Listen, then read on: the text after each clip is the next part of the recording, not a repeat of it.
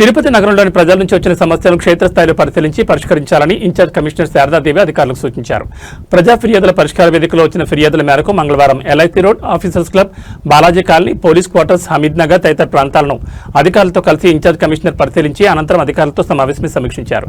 ESI hospital సమీపంలోని అన్నా క్యాంటీన్లో ఆహార పదార్థాల నాణ్యతను పరిశీలించారు.